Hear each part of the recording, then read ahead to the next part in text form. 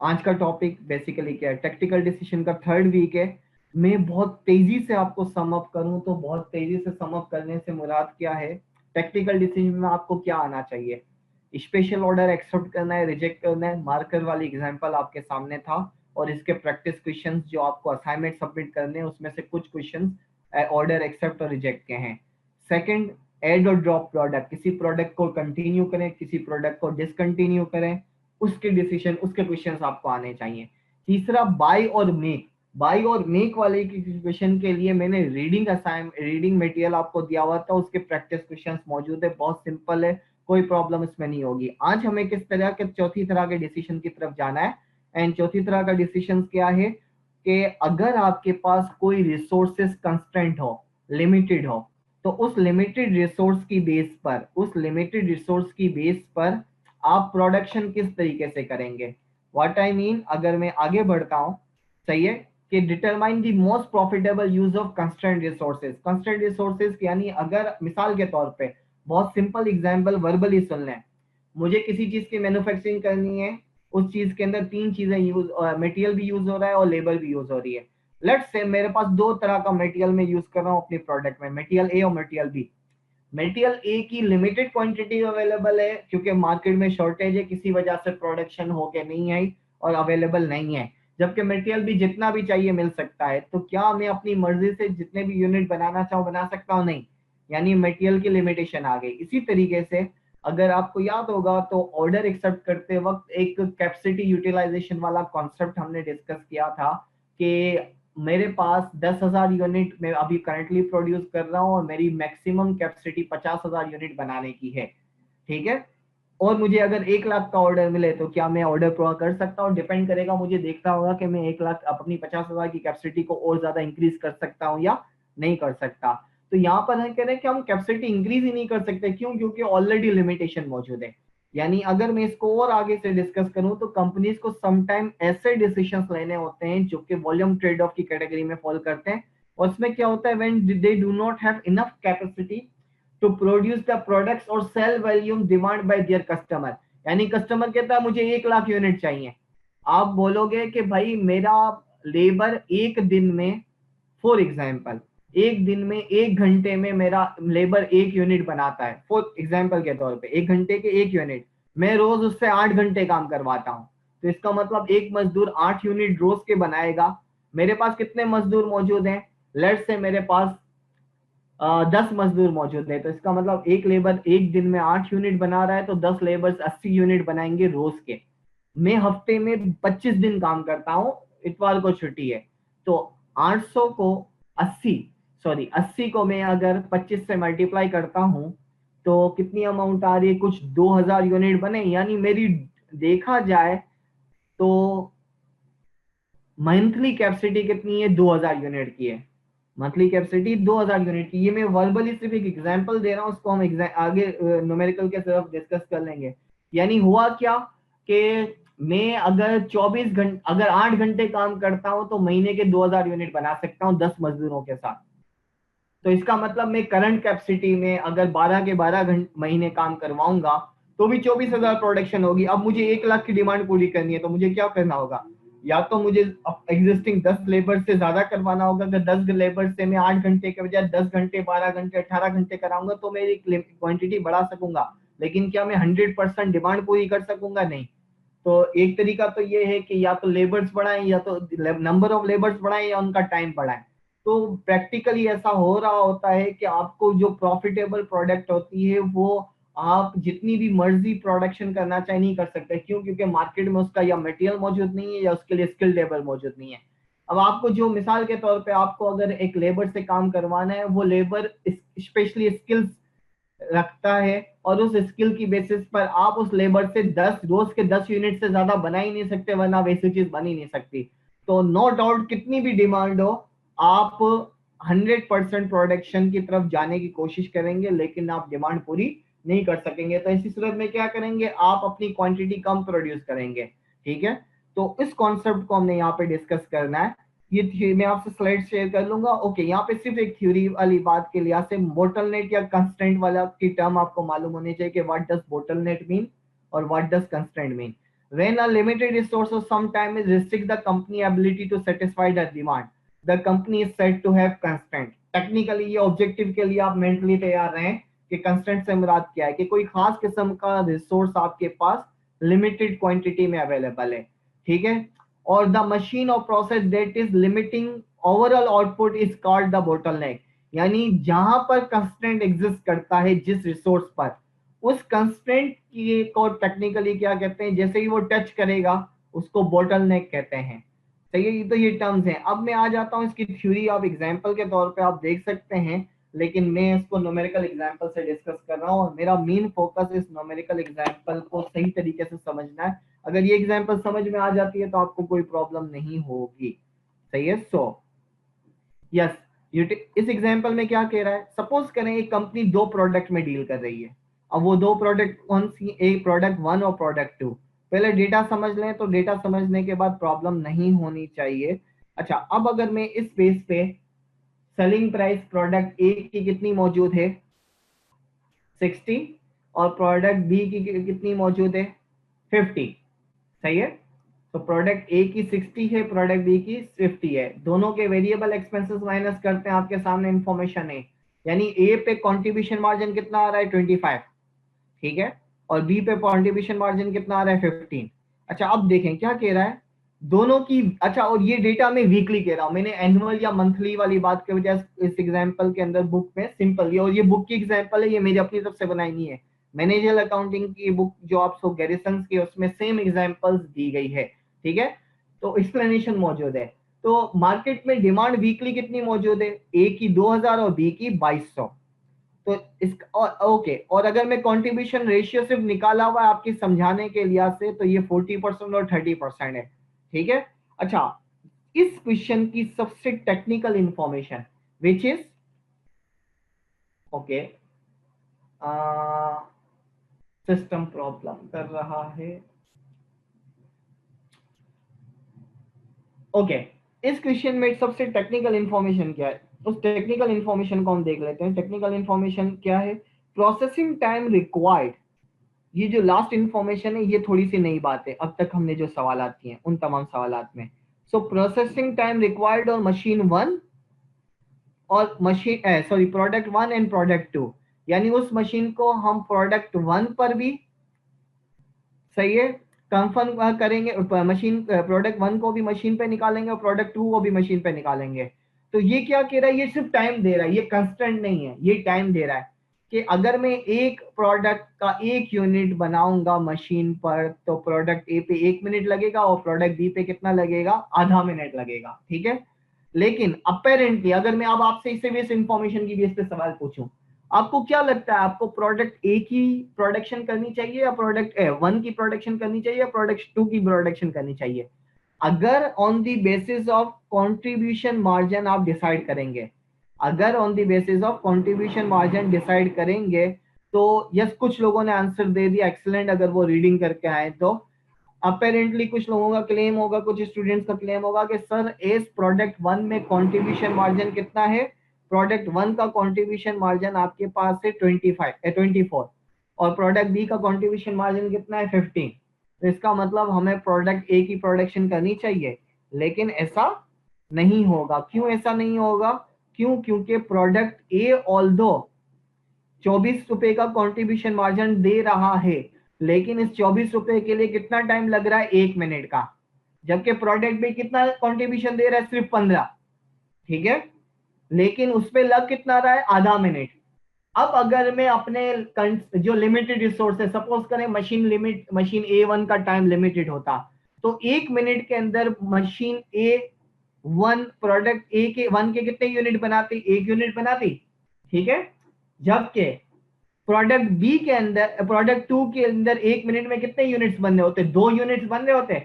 तो इसका मतलब ये हुआ कि अगर मैं 2 यूनिट बनाऊंगा तो 15 रुपए पर यूनिट के लिहाज से मेरा कंट्रीब्यूशन मार्जिन कितना हो जाएगा, 30। अब यही इंफॉर्मेशन आगे एग्जांपल से देखते हैं। अगर मैं ये कहते हैं इस इंफॉर्मेशन में कंस्ट्रेंट रिसोर्सेज के मशीन A1 का रिसोर्स लिमिटेड है और वो 100% पे चल रहा है, यानी मशीन A1 24 घंटे चल रही है, उसकी बेसिस पर ये 8 घंटे हफ्ते के लिहाज से चल रही है, और इसके अलावा बाकी सारी मशीनों को तो हम एक्सेस कैपेसिटी यूज कर सकते हैं, लेकिन मशीन 1 इससे ज्यादा नहीं चल सकती। और कितने, 2400 मिनट। ये अगर आप इंफॉर्मेशन देखें तो ये इंफॉर्मेशन क्या कह रहा है, मशीन A1 2400 मिनट्स पर वीक वाली बात कर रही है, 2400 मिनट्स पर वीक की कैपेसिटी चल रही है। तो अब इसको प्रोडक्ट ए पे जाना चाहिए, बी पे जाना चाहिए? तो मेजोरिटी ने आंसर दिया कि प्रोडक्ट बी पे जाएंगे। तो प्रोडक्ट बी पे क्यों जाएंगे, इसकी न्यूमेरिकल कैलकुलेशन देख लेते हैं। सबसे पहले ये आंसर कर रहे हैं कि आप उस 1 मिनट के अंदर, यानी इंफॉर्मेशन क्या कह रहे हैं, सेम 1 मिनट के अंदर A1 कितने यूनिट बनाएगी और A2 कितने यूनिट बनाएगी। यानी 1 मिनट में A1 की प्रोडक्शन कितनी है और प्रोडक्ट वन पे ए फर्स्ट प्रोडक्ट की कितनी प्रोडक्शन है, बी की कितनी यूनिट है। किसी को आइडिया कि ए आंसर होगा, बी होगा, सी होगा या डी होगा? ये आंसर आप चैट में टाइप करें तो एक्सेलेंट। ओके, मैं जो कुछ लोगों ने सी का, कुछ लोगों ने बी का, ज्यादातर का बी आ रहा है। भाई बी अभी अभी एक्सप्लेन किया, अब ये बी कैसे आएगा भाई? 1 मिनट के अंदर प्रोडक्ट ए का ये डेटा अगर मैं देखता हूं तो प्रोडक्ट ए का ये डेटा आपके सामने क्या आ रहा है,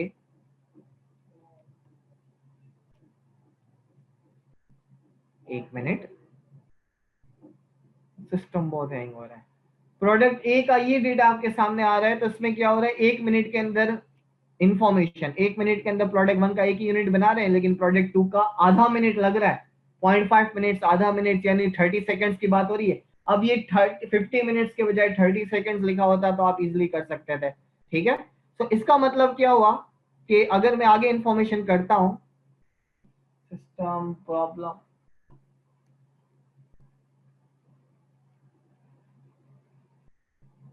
सो इसकी कैलकुलेशन के लिए अगर हम देखते हैं तो क्या हो रहा है, आप देखें, व्हाट जनरेट मोर। ओके, ये एक और क्वेश्चन है 2A, यानी इसका आंसर बी होगा। क्यों? क्योंकि प्रोडक्ट टू एक यूनिट बनाने में 30 सेकेंड या आधा मिनट लग रहा है।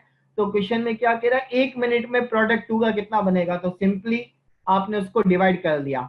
अगर मैं आपसे ये पूछता, अगर मैं आपसे ये पूछता कि भाई इस 1 मिनट के बजाय, इसी ऑब्जेक्टिव में एमसीक्यूज में 1 मिनट के बजाय 5 मिनट कर दिया जाए, और वो जो टाइम दिया था वो हाफ मिनट के बजाय 45 सेकेंड दे दिया जाए, तो आई होप आप बेसिक कैलकुलेशन कर सकते होंगे, कुछ मल्टीप्लाई डिवाइड करना होगा। ये हिंट है, इसको अपने तौर पर प्रैक्टिस कर लीजिएगा नोट डाउन करने के लिए।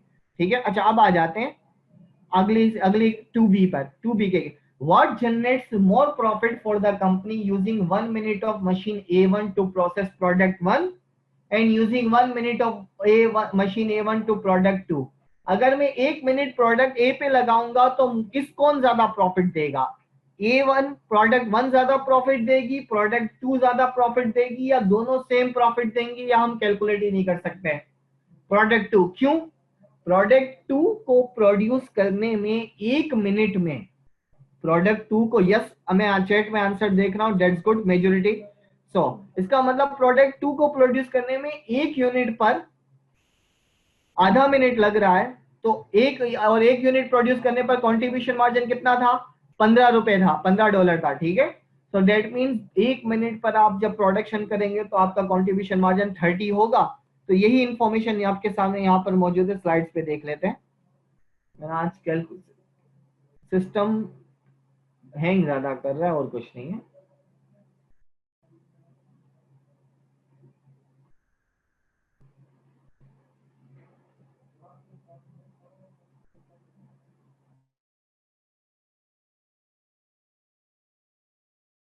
कंप्यूटर हैंग बहुत ज्यादा हो रहा है आई थिंक, और ये शो पे चल रहा है, बाकी बहुत सी दूसरी चीजें चल रही हैं, मुझे एडजस्टमेंट करने दें।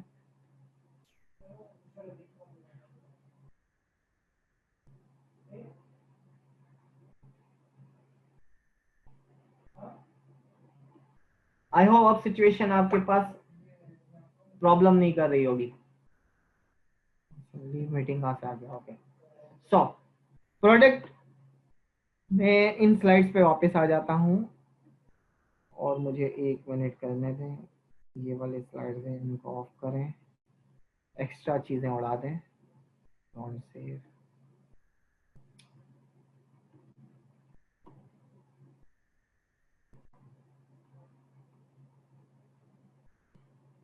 ओके, आई होप अब अब आपकी आवाज क्लियर होगी। रिजवान, ये कंफर्म कर दो। Sir. Okay okay yes okay. Sir. और आई थिंक अब मैंने सिस्टम वाला थोड़ा सा तो ध्यान दिया है नाउ। ओके, सो इसका मतलब प्रोडक्ट ए पे अगर हम प्रोडक्ट 1 को प्रोड्यूस करेंगे तो हमें 24 रुपए का प्रॉफिट हो रहा होगा, $24 का क्वेश्चन में मौजूद था। लेकिन अगर मैं प्रोडक्ट बी को प्रोड्यूस कर रहा हूँ तो ये आंसर मौजूद है प्रोडक्ट 2 पे, जिन्होंने क्या है विथ 1 मिनट ऑफ मशीन 1 इंसान could make 1 unit of product 1 with, तो 1 यूनिट पे कंट्रीब्यूशन मार्जिन 24 होगा, लेकिन प्रोडक्ट 2 के कितने यूनिट बन सकते होंगे 2, और उनका कंट्रीब्यूशन मार्जिन कितना बन जाएगा 15। अच्छा, अब अगर मैं आपको सिर्फ एक चीज अपने पास अभी नोट करके रख लें, ये वीएलडी डिस्कशन फोरम में इसकी स्लाइड शेयर करूंगा तो आइडिया हो जाएगा। व्हाट इफ अगर मैं टाइम आपको 1 मिनट और आधे मिनट के बजाय 1 मिनट और आधे मिनट के बजाय, ये जो सवाल नजर आ रहा है इसमें 1 मिनट और आधे मिनट के बजाय अगर मैं आपको ये कहता कि भाई 1 मिनट और 45 सेकेंड है, यानी प्रोडक्ट 1 पर आपके पास 1 मिनट वाली बात तो नजर आ रही है, लेकिन प्रोडक्ट 2 पर ये जो 0.5 है इसकी जगह में 30 सेकंड के बजाय क्या लिख रहा हूं 45 सेकंड लिख रहा हूं। सही है, तो ये वो क्वेश्चन है जो कि आपने वीएलई पे आंसर करना है। साथ अभी देख लें, खुद सोच के रखेंगे जब डिस्कशन कर लूंगा कि इसी पे 45 सेकंड होता तो क्या स्टिल हम प्रोडक्ट 1 पे ज्यादा प्रॉफिट होता या प्रोडक्ट 2 पे ज्यादा प्रॉफिट होता, तो ये कैसे निकालते, ये निकालने वाली बात आपने कैलकुलेट करने आनी चाहिए। ठीक है, सो सिंपली अब अगर मैं इसी बात को आगे कहता हूं, अब आ जाते हैं आगे। देखा जाए तो इस यहां पर इंफॉर्मेशन क्या दे रहा है कि the key to contribution margin per unit of constraint resources, हमें किस बेसिस पे डिसाइड करना होता है, हमें डिसाइड करना होता है कि किस यूनिट की प्रोडक्शन में ज्यादा करूं। देखा जाए तो यहां पर सवाल क्या कह रहा था कि मुझे ए को प्रोड्यूस करना चाहिए या बी को प्रोड्यूस 1 को प्रोड्यूस करना चाहिए या 2 को प्रोड्यूस करना चाहिए। तो आंसर हमारे पास क्या आया है, हमने प्रोडक्ट 2 को प्रोड्यूस करना चाहिए। क्यों? क्योंकि प्रोडक्ट 2 पे हमारा कंट्रीब्यूशन मार्जिन ज्यादा है। तो ये कैसे डिसाइड करते हैं, ये 30 कैसे आएगा, सिंपली आप देख लें कंट्रीब्यूशन मार्जिन पर यूनिट, अब में क्या लिखा हुआ है पर यूनिट, यानी ये क्वांटिटी की बात है। ठीक है, फिर उसको डिवाइड क्या कर देना है, time required to produce 1 unit, यानी 1 यूनिट प्रोड्यूस करने में जो आपका कंस्ट्रेंट रिसोर्सेज है, तो उस कंस्ट्रेंट रिसोर्सेज वाली बात को हम क्या कर देंगे, यस किसी ने सही कैलकुलेट किया, 1.25 जैन अहमद नहीं आएगा जो चैट में लिखा, 1.33 आएगा 45 मिनट्स पे, वेरीफाई कर लीजिएगा, 1.33 आएगा, 1.33 इंटू 15, इस तरीके से एडजस्टमेंट कर रहे होंगे 45 पे। ठीक है, और यही वाली बात, बाकी जैन आपने कैलकुलेशन सही की है, लेकिन वो 45 मिनट्स को जब हम मिनट्स में कन्वर्ट करेंगे तो 1.33 आएगा। अब ये जैन आपका काम है, बाकियों को इससे रिलेटेड आंसर करना वीएलई या व्हाट्सएप पे। ठीक है, सो हमें क्या करना होगा, अब अगर मैं यही वाली बात यहाँ पे कर रहा हूं तो आपको आइडिया देने के लिए दे रहा हूं कि अगर 45 मिनट्स होता तो 45 मिनट्स का मतलब क्या, कितने मिनट, 0.67 मिनट्स आ रहे हैं, तो मैं सिंपली क्या करता 15 को डिवाइड कर देता 0.67 से, तो मेरे पास कंट्रीब्यूशन मार्जिन आ जाता।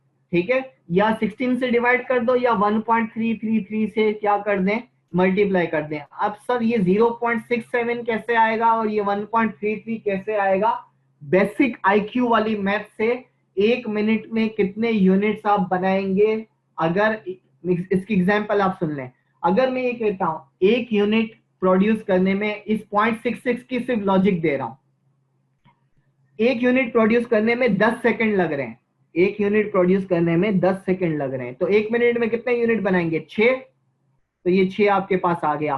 तो या तो आप 10 सेकंड से डिवाइड कर लें या आप सही है इसको मल्टीप्लाई कर दें 6 से, तो आपके पास आंसर आ जाएगा। अगर यही बात मैं कहता हूं कि 1 सेकंड 1 यूनिट पे लग रहा है, तो 1 मिनट में 60 लग रहे होंगे, तो 60 से मल्टीप्लाई करके आप कर सकते हैं। बाकी आपने इसके ऊपर थोड़ा सा खुद अपने तौर पर थिंकिंग करके फाइनलाइज करना है।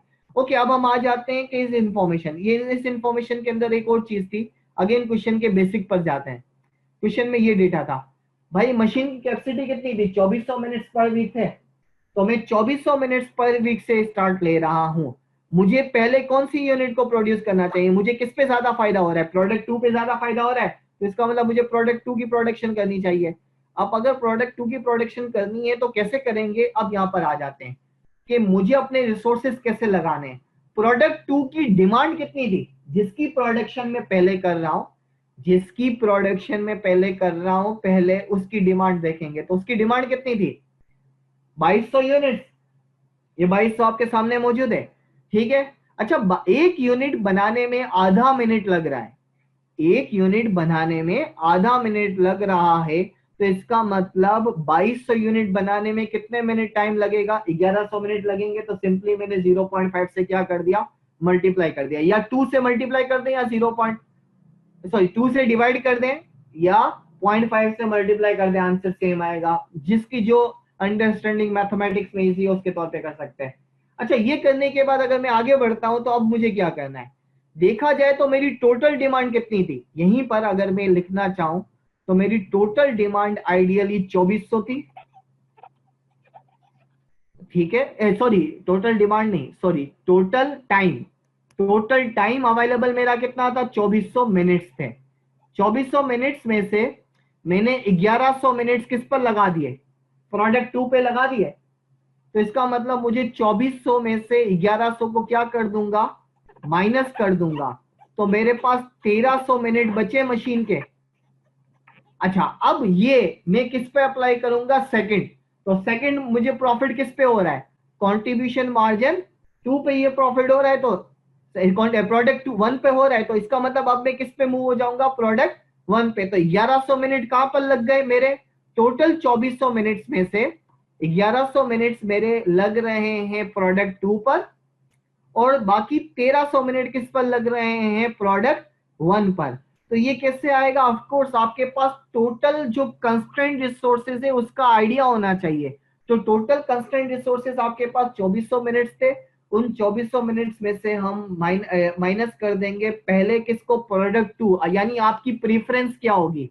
बेसिकली इस टॉपिक के अंदर आपको ये आइडिया होना चाहिए, अगर हम मल्टीपल प्रोडक्ट्स में इन्वॉल्व हैं तो आपकी फर्स्ट चॉइस क्या होगी और देन सेकंड चॉइस क्या होगी, ठीक है।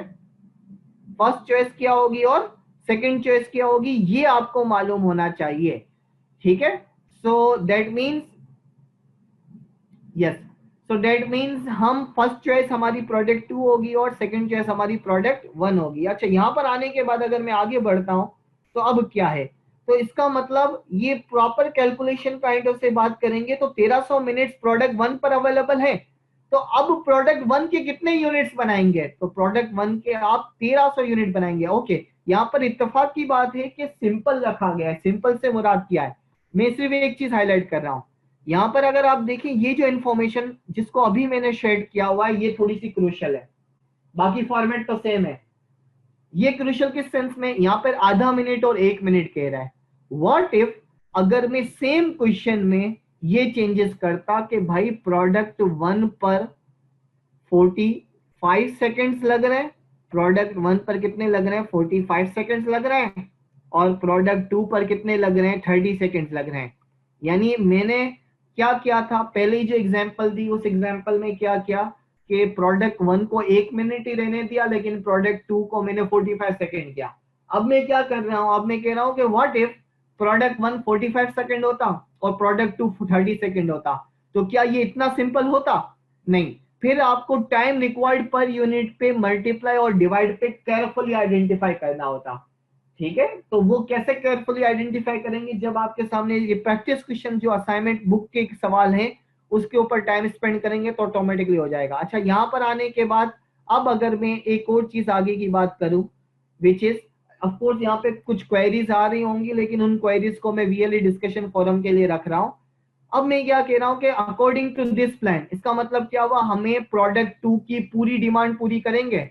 यानी अब मेरे पास प्रोडक्ट 2 की 2200 यूनिट प्रोड्यूस करने हैं, लेकिन प्रोडक्ट 1 के कितने यूनिट्स हो रहे होंगे? 1300। जबकि अगर मैं पीछे जाता हूं तो पीछे क्या हो रहा है? बेसिक क्वेश्चन पे वापस जाते हैं। इस क्वेश्चन पे देखें तो क्या नजर आ रहा है? इस क्वेश्चन में मैं देखें तो करंट डिमांड कितनी है प्रोडक्ट ए की, जो ग्रीन शेड से हाईलाइट किया हुआ है। प्रोडक्ट 1 की डिमांड कितनी है? 2000 यूनिट, और प्रोडक्ट 2 की कितनी है? 2200। तो इसका मतलब मैं किसकी प्रोडक्शन डिमांड पूरी कर रहा हूं? मैं प्रोडक्ट 2 की तो डिमांड पूरी कर रहा हूं, लेकिन प्रोडक्ट 1 की डिमांड पूरी नहीं कर रहा। यानी प्रोडक्ट 1 समहाउ देखा जाए तो कंप्लीट नहीं होगा, लेकिन प्रोडक्ट 2 कंप्लीट हो जाएगा डिमांड के लिहाज से, ठीक है। यानी ये जो हमारे पास आंसर आ रहे हैं, ये जो कैलकुलेशंस की थी उन कैलकुलेशंस पे वापस आते हैं।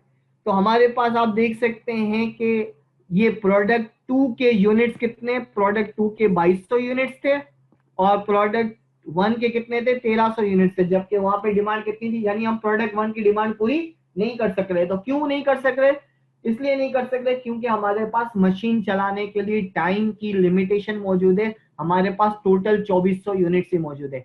अच्छा, अगर मैं इसी बात पे थोड़ी सी मैनिपुलेशन करूं इसी क्वेश्चन पे, अब मैं क्या कह रहा हूं कि सपोज करें मैं प्रोडक्ट वन की डिमांड भी पूरी करना चाह रहा हूं, प्रोडक्ट वन की डिमांड पूरी करना चाह रहा हूं। एक्सीलेंट जैन ने कहा कि सर 700 मिनट्स रिक्वायर्ड हैं। अगर मैं प्रोडक्ट वन की डिमांड पूरी करना चाहता हूं तो मुझे 700 मिनट्स और चाहिए।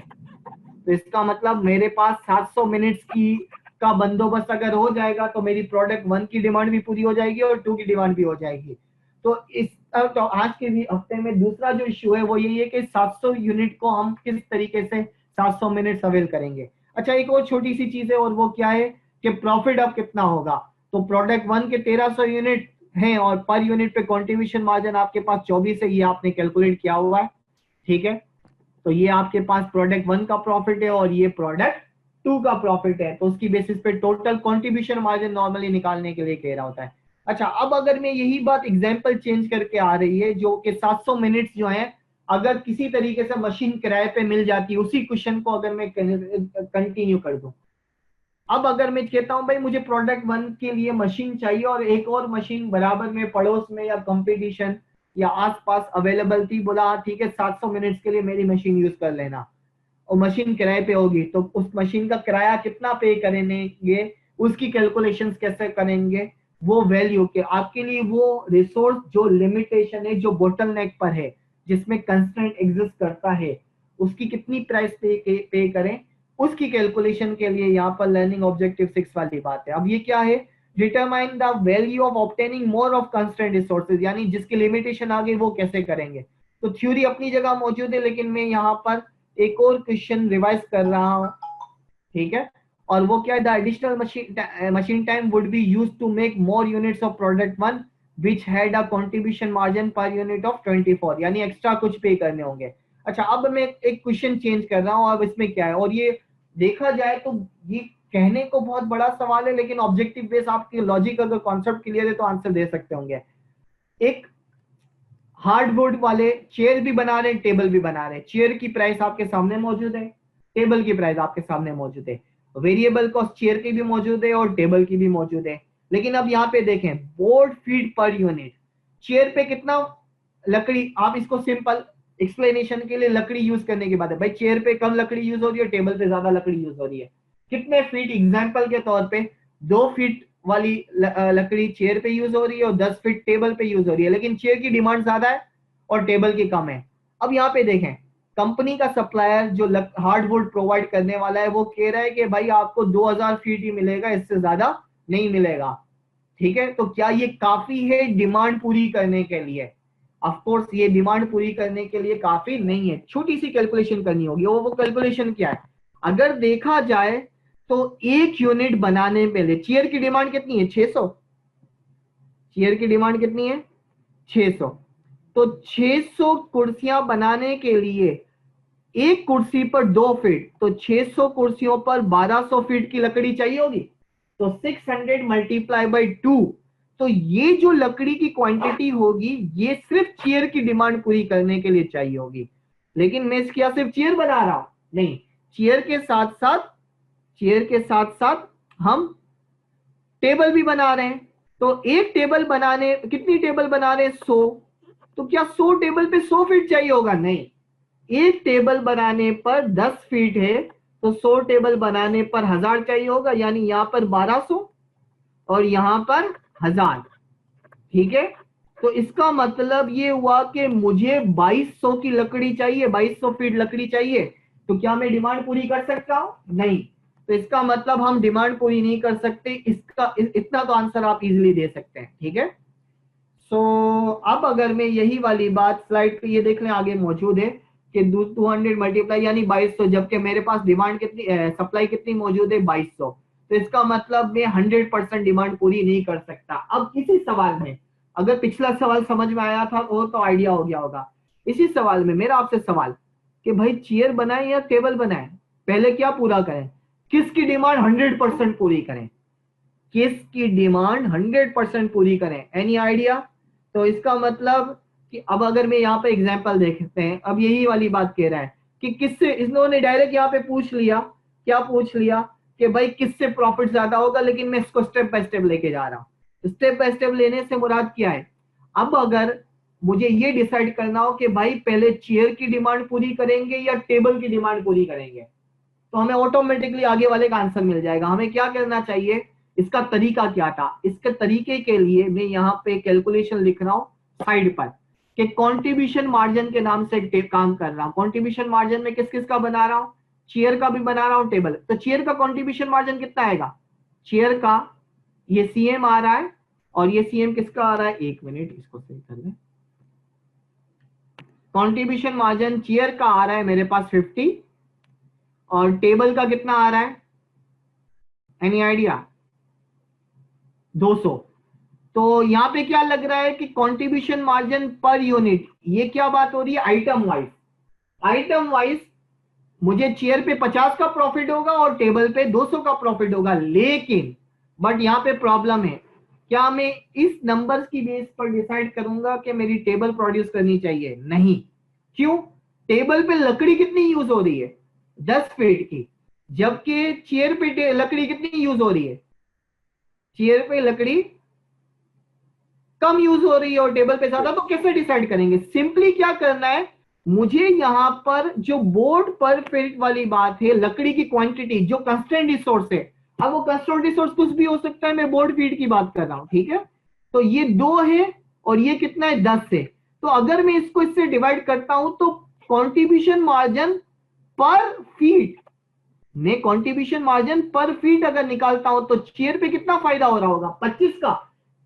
चेयर पे कितना होगा, 25 का फायदा होगा, 25 आएगा, 25 आएगा, 250 नहीं आएगा, मुझे आंसर जो नजर आ रहा है, ठीक है। जबकि टेबल पे कितना आएगा, 20 का आएगा। तो मेरा कंट्रीब्यूशन मार्जिन चेयर पे कितना बना, $25 का बना। चेयर पे कितना बना, $25 का बना, और टेबल पे कितना बना, 20 का बना। यानी 1 फीट लकड़ी यूज करने पर चेयर मुझे कितना प्रॉफिट दे रही है, 25 का, ठीक है। जबकि टेबल कितना दे रही है, सिर्फ 20 का। तो इसका मतलब मेरी फर्स्ट प्रायोरिटी क्या होनी चाहिए, चेयर, और सेकंड प्रायोरिटी, यानी मैं चेयर की 100% डिमांड पूरी करूंगा। अब अगर मैं चेयर की 100% डिमांड पूरी करूंगा तो ये मैं ऊपर स्लाइड पे लिख रहा हूं, व्हाइट बोर्ड पे मूव नहीं हो रहा, टाइम ज्यादा लग जाएगा। तो इसका मतलब चेयर के लिए मुझे क्या करना होगा, 600, चेयर के लिए मुझे सिंपली क्या करना होगा, 600 की क्वांटिटी आ रही है, एक मिनट, 600 मेरी क्वांटिटी आ रही है, ठीक है। इसको मल्टीप्लाई कर दूंगा, मुझे कितनी लकड़ी चाहिए होगी, 600 चेयर्स के लिए 2 से मल्टीप्लाई करेंगे, 1200 फीट की लकड़ी में किस पे यूज करूंगा, 1200 फीट की लकड़ी में चेयर्स पे यूज करूंगा, 1200 फीट की लकड़ी में चेयर पे यूज करूंगा। तो बाकी मेरे पास कितनी लकड़ी बची, जो भी बोर्ड फीट पर यूनिट है, 800 बचा, ठीक है। तो 800 फीट में कहां पर यूज करूंगा, टेबल के लिए। तो 800 फीट टेबल के लिए यूज हो रहा होगा। यानी अब अगर मैं यहाँ पे ये जो कैलकुलेशंस आपके सामने नजर आ रही है, ठीक है, तो इसमें मुझे क्या आना चाहिए कि 600 की 600, इसका आंसर अगर मैं कहूं कि भाई किसमें मुझे प्रॉफिट ज्यादा होगा, 600 चेयर वाले 2 आंसर नजर आ रहे हैं, 600 चेयर वाले 2 आंसर नजर आ रहे हैं, लेकिन क्या मैं 100 टेबल प्रोड्यूस कर सकता हूँ, नहीं। तो मेरा बेस्ट आंसर यहाँ पे क्या बना, यानी मुझे 600 चेयर्स और 80 टेबल, बी मेरा आंसर है। अभी बी आंसर की जो मैंने रफ कैलकुलेशन की थी वो आपके सामने लेकर आता हूं, देख लें ये आपके सामने क्या नजर आ रहा है। ये प्रॉपर सॉल्व मौजूद था, मैं सिर्फ एक आइडिया देने के लिए व्हाइट बोर्ड, ताकि आप इंफॉर्मेशन एब्जॉर्ब कर सके। डायरेक्ट स्लाइड लेकर आता तो थोड़ा फास्ट लगता। सेलिंग प्राइस चेयर की 80 थी, टेबल्स 400 थे, वेरिएबल कॉस्ट आपके पास माइनस की, तो कंट्रीब्यूशन मार्जिन 50 और 200 आया, ये जो यहाँ पे मौजूद है, ठीक है। इस 50 और 200 के बाद आपके पास बोर्ड फीट, यानी जो लकड़ी जो आपका कंस्टेंट रिसोर्स है उसकी क्वांटिटी। अब वहां पे मैंने पिछले सवाल में टाइम रखा था, इस मशीन का टाइम था, इस सवाल में मटेरियल की क्वांटिटी है। तो इसका मतलब कंस्टेंट रिसोर्स कुछ भी हो सकता है, वो लकड़ी की क्वांटिटी हो सकती है, वो किसी लिक्विड लीटर्स में हो सकता है, वो यूनिट्स में हो सकता है। ठीक है, आपको क्या करना है, कंट्रीब्यूशन मार्जिन मालूम करना है, लेकिन कौन सा कंट्रीब्यूशन मार्जिन मालूम करना है, पर बोर्ड पर लिमिटेड रिसोर्स, यानी पर कंस्ट्रेंट रिसोर्स जो आपका होगा, यानी पर जो भी कंस्ट्रेंट रिसोर्सेज आपके होंगे वो आपको मालूम करने हैं। तो पिछले सवाल के अंदर मशीन टाइम आ गया, इसमें मटेरियल की क्वांटिटी आ गई। तो आप देख सकते हैं चेयर पे हमें कितना मिल रहा था, चेयर पे 25 का फायदा हो रहा था, और टेबल पे, यानी आपकी प्रोडक्शन ऑफ चेयर्स आप 100% डिमांड पूरी करेंगे। तो ये 600 से 1200 कैसे पहुंचे, सिंपली 600 को मल्टीप्लाई बाई 2 किया तो 1200 बोर्ड रिक्वायर्ड आ गया। सही है, तो अब आपके पास कितना मौजूद है, 800 मौजूद है। अब 800 की लकड़ी क्वांटिटी लकड़ी है, और एक टेबल पे कितनी क्वांटिटी यूज हो रही है, 10 की। तो इसको 800 को 10 से डिवाइड कर दिया तो प्रोडक्शन क्वांटिटी 80 आ गया। तो इस किस्म के बेसिक कैलकुलेशंस आपको करने आनी चाहिए। ऑफ कोर्स में ये ऑब्जेक्टिव के तौर पे लिखा हुआ है एग्जाम में, लेकिन आपको ऑब्जेक्टिव के बजाय इसको हम न्यूमेरिकल के छोटे छोटे न्यूमेरिकल्स के फॉर्म में पूछ रहा। तो आई होप कंस्ट्रेंट रिसोर्सेज का बेसिक एक आइडिया पूरा हो गया। लेकिन आपको एक छोटा सा आइडिया यहाँ पे ये दे दूं, जिन जिन स्टूडेंट्स को ये टॉपिक बड़ा फास्ट लगा है उनके लिए एक आइडिया, जिस तरह मैंने सीवीपी की वीडियोस शेयर की थी, इस तरीके से टैक्टिकल डिसीजंस की वीडियो में शेयर करूंगा, लेकिन रमजान के बाद, आपको एग्जाम से पहले ही शेयर करूंगा, लेकिन सेकंड थर्ड फोर्थ जून तक आपके पास आ जाएंगी। ठीक है, तो सेकंड थर्ड फोर्थ जून तक तो आप उसको रेफर करके अपने एग्जाम्स में भी कर सकते होंगे। आपके पास जाहिर सी बात है पूरे 1-2 दिन का टाइम होगा। तो जहाँ कोई कॉन्सेप्ट नया लगेगा तो वो मैं जो एग्जाम दूंगा वो श्योरली मेरी रेफर्ड यूट्यूब की वीडियो और असाइनमेंट्स की बेस पर सॉल्व हो रहे होंगे। ठीक है, तो अब अगर किसी ने कुछ पूछना है तो क्वेश्चन आंसर पे टाइप कर ले। ओके, लेकिन मेरे हिसाब से अगर अच्छा, एक छोटी सी बात मैं एग्जाम्पल के तौर पे आइडिया ले लेता हूँ। ये आई थिंक असाइनमेंट सामने मौजूद था, कंस्ट्रेंट रिसोर्सेज का एक आइडिया ले लेते हैं, अगर किसी ने कुछ पूछना नहीं है तो 12 4 डिस्कशन रियली डिस्कशन फोरम पे पूछ लीजिएगा। मैं इसमें से एक दो क्वेश्चन बुक के दिखा देता हूँ। मैंने बुक ओपन की थी लेकिन वो हैंग होने की वजह से डिलीट कर दी, क्लोज कर दी। सिस्टम मेरा बहुत है।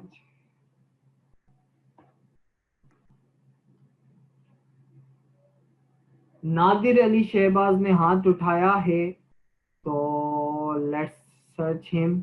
हाथ उठा के रखें तो ज्यादा बेहतर है ताकि मैं आपको पिक कर लूं। नादिर अली शाह, आपको मैंने शायद इंस्ट्रक्शन दी हुई है कि टाइप करके पूछें तो ज्यादा बेहतर नहीं है, तो टाइप करके पूछते तो ज्यादा आसान रहता।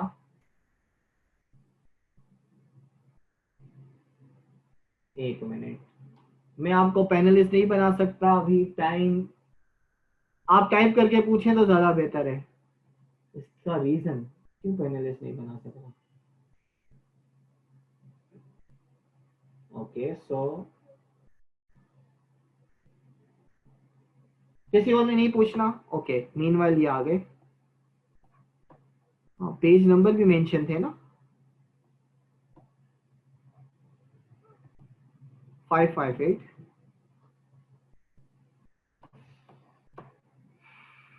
558।